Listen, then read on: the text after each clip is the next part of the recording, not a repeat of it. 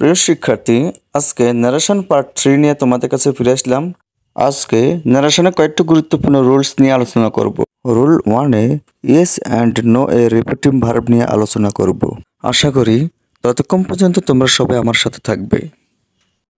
প্রিয় শিক্ষার্থী, ডিরেক্ট ন্যারেশনে সেন্টেন্সে ইয়েস থাকলে ইনডিরেক্ট ন্যারেশনে সাবজেক্টের পর রিপিটিভ ভার্ব হিসেবে রিপ্লাইড ইন দ্য অ্যাফার্মেটিভ বসবে।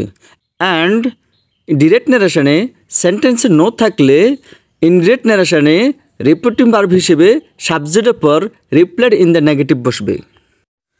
এখানে একটি এক্সাম্পল দেওয়া আছে। এক্সাম্পলটি হলো, Raju said to Meena, are you going to school? Yes, Meena replied.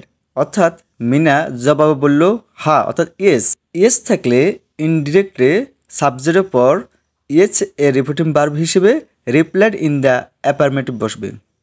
প্রিয় শিক্ষার্থী, এখানে মিনার জবাবটি যদি নো হতো, অর্থাৎ নো মিনা রিপ্লাইড, যদি এরকম হতো তাহলে ইনডিরেক্টে মিনার পরে রিপিটিভ ভার্ব হিসেবে রিপ্লাইড ইন দ্য নেগেটিভ বসবে। প্রিয় শিক্ষার্থী, এই সেন্টেন্সটি লক্ষ্য করো। দেখো, এখানে উল্লেখ আছে yes I am going to school, Mina replied. অর্থাৎ ইয়েস বলার পর মিনা তার অতিরিক্ত বক্তব্য হিসেবে I am going to school প্রকাশ করেছে।